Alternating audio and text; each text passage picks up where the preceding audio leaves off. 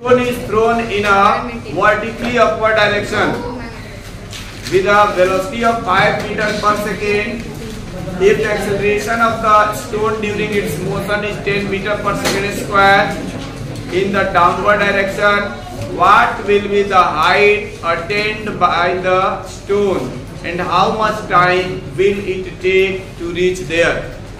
हिंदी में सुनो क्वेश्चन क्या कह रहा है। अच्छा, पहली बात तो ये याद रखना कि जब कभी भी अगर कोई भी बॉडी रेस्ट में है या रेस्ट में है तो u जीरो, लेकिन अगर मोशन में है ब्रेक अप्लाई करने से या किसी भी तरह से कम्स टू रेस्ट या कम्स टू स्टेशनरी लिखा हुआ है तो उसका मतलब final velocity zero.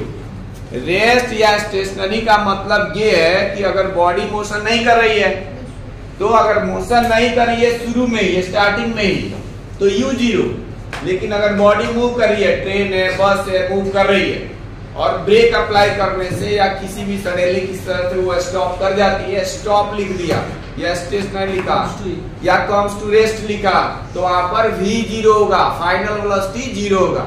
Initial final समझते हो नहीं समझते हो? नहीं समझते हो? मान लो शुरू में तुम लोग अभी जैसे आए हो 9th क्लास में ना, तो इसके जस्ट पहले किस क्लास में थे? तो वो इनिशियल हो गया। अभी फाइनल पोजीशन तुम लोग का है, वो इनिशियल पोजीशन 8 था, अभी इस समय का फाइनल पोजीशन क्या है? 9 है। तो इनिशियल का मतलब शुरू में प्रारंभिक और फाइनल का मतलब है बाद वाला, इसके बाद। तो शुरू में अगर मान लेते हैं कुछ ट्रेन चल रही है 120 किलोमीटर पर आवर और ब्रेक अप्लाई किया गया और लिख दिया कम्स टू रेस्ट, यानी रेस्ट में आ गया, तो जो जिस स्पीड से 120 चल रहा था तो u जीरो और कम्स टू रेस्ट लिख दिया तो v जीरो। समझ में आ रहा है? जा करके जो इक्वेशन ऑफ मोशन है उसको नहीं लर्न करोगे कुछ समझ में नहीं आएगा फिजिक्स, और अगली बार पिटाई भी होगी बढ़िया से, तो ये ध्यान रहे। दूसरी बात ये कि हमने जो इक्वेशन ऑफ मोशन लिखाया था लीनियर मोशन के लिए दिखाया था। अब अगर कोई बॉडी जो है वर्टिकल मोशन कर रही है, वर्टिकल अपवर्ड हो या वर्टिकल डाउनवर्ड हो, यानी कि अर्थ के या ग्रेविटेशनल फोर्स के अगेंस्ट जा रही हो या फेवर में, यानी हम कोई स्टोन ऊपर की ओर फेंक रहे हैं तो अगेंस्ट ग्रेविटी जा रही है, तो पता है ना कि अर्थ जो है एवरी बॉडी को अपनी ओर अट्रैक्ट करती है सेंटर की ओर, ये तो पता होगा, ठीक है। तो अगर वो अट्रैक्ट डाउनवर्ड करती है, सेंटर की ओर करती है, अब उसके अगेंस्ट जाएंगे हम लोग, उसके अगेंस्ट का मतलब हम ऊपर की ओर जाएंगे, तो वहां पर एक्सेलरेशन जो होगा माइनस का लिया जाता है। क्या लिया जाता है? माइनस का। अगर डाउनवर्ड एक्सेलरेशन इस क्वेश्चन में दिया है प्लस का 10 मीटर पर सेकेंड स्क्वायर, तो अगेंस्ट ग्रेविटी यानी कि अपवर्ड जब जाएंगे तो वहां a की वैल्यू माइनस का लिखा जाएगा, रिटार्डेशन होगा। अगर हम इस डस्टर को यहाँ से ड्रॉप करेंगे ना, तो जैसे ही ड्रॉप करेंगे तो ये देखो स्पीड इसका इंक्रीज करेगा, क्योंकि यहाँ तो जीरो है, लेकिन धीरे धीरे पर सेकेंड 9.8 मीटर पर सेकेंड की स्पीड इंक्रीज करता है। लेकिन अगर हम लोग डाउनवर्ड से अपवर्ड फेंकेंगे या इसको थ्रो करेंगे तो इनिशियली तो कुछ ना कुछ वेलोसिटी है, ज्यादा ही होगी, लेकिन ऊपर तक जाते जाते ये मैक्सिमम हाइट अटेन करने के बाद वहां रुक जाती है, तो u इसका मैक्सिमम होगा, फाइनल वेलोसिटी जीरो होगा। ठीक है, तो क्वेश्चन में फिर से एक बार सुनो क्या दिया है। और stone is thrown in a vertically upward direction with a velocity of 5 metre per second, यानी इसमें लिखो u इक्वल टू हो जाएगा 5 मीटर पर सेकेंड। लिखो सभी लोग, u equal to 5 metre per second.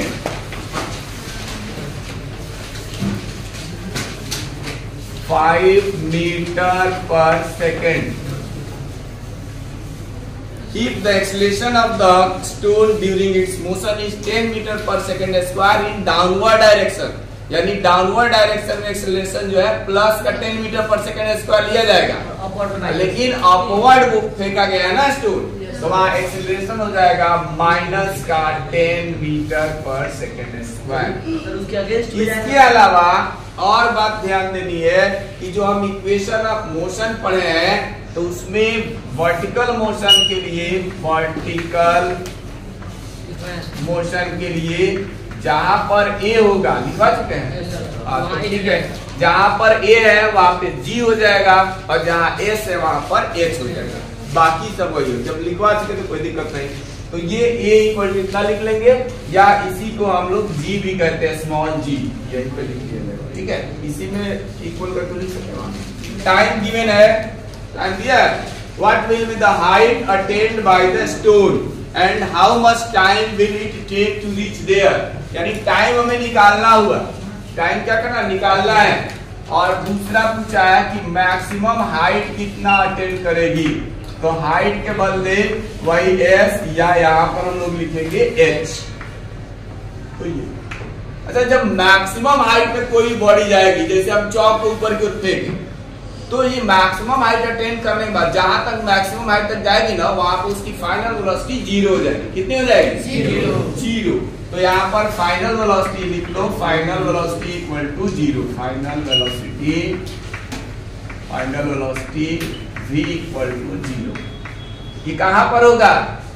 Eight the maximum height, जिस height पे जाएगा। अब बताओ इसमें से ये u दिया है, a दिया है, h निकालना है, t नहीं दिया है। तो t नहीं दिया है तो इतना जान लो कि फर्स्ट और सेकंड इक्वेशन नहीं लगेगा। लगेगा? फर्स्ट इक्वेशन में v equal to u plus at होता है, तो फर्स्ट में तो लगेगा नहीं, क्योंकि t दिया ही नहीं है, फाइंड आउट करना है। s equal to ut plus half ad square होता है, तो फिर उसमें t दिया ही नहीं है, तो फर्स्ट नहीं लगेगा। तो बचा कौन सा इक्वेशन? थर्ड। तो थर्ड इक्वेशन यहाँ यूज करेंगे। क्यों यूज करेंगे? u मालूम है, v मालूम है, h निकालना और a भी दिया, तो यहाँ लिखेंगे by using third equation of motion, by using third equation of motion, v square equal to, अब यहाँ पे वर्टिकल मोशन के लिए s के जगह h यूज कर लेंगे, u स्क्वायर प्लस 2as होता है ना, तो यहाँ 2gh यूज करेंगे यहाँ पर for vertical motion,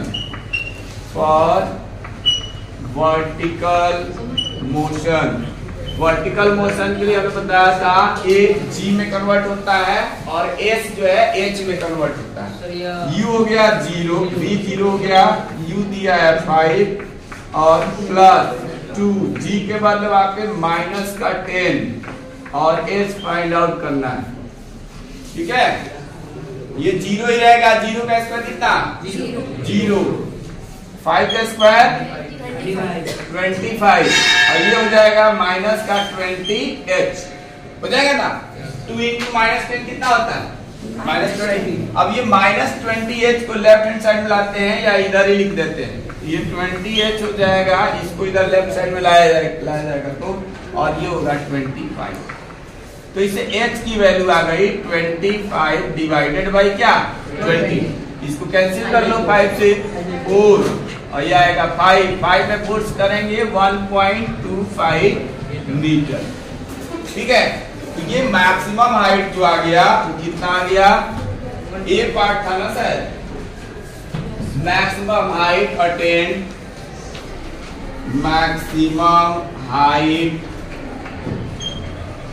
attend by stone equal to 1.25 and B part क्या पूछा था? How much time taken to reach the top point या मैक्सिमम हाइट। तो टाइम निकालना है। अब कौन सा इक्वेशन यूज कर लिया जाए? सेकंड ही कर ले, फर्स्ट भी हो सकता है। क्यों हो सकता है? इसमें तो h निकालना था तो नहीं होता, लेकिन फर्स्ट हम फर्स्ट यूज करेंगे।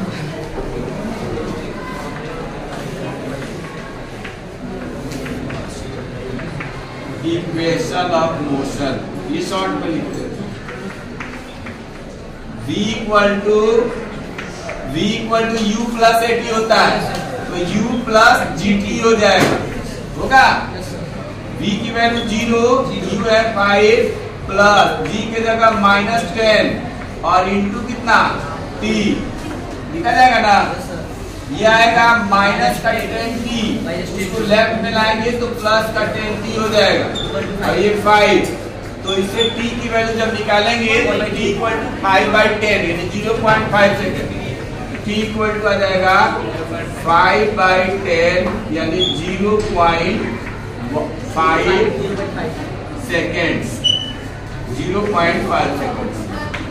ठीक है, v0 रख दिया, u5 रखा, प्लस g के जगह -10 रखा। माइनस इसलिए रखा गया क्योंकि वो अपवर्ड जा रहा है, अगेंस्ट ग्रेविटी जा रहा।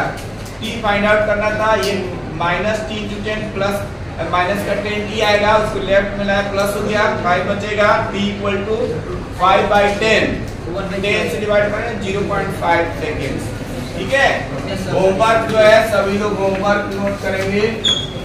पेज नंबर नई बुक के अकॉर्डिंग 83 का क्वेश्चन नंबर 2, 3, 4। ठीक है, ये करना है। और अगर नई बुक होगी तो 110 का।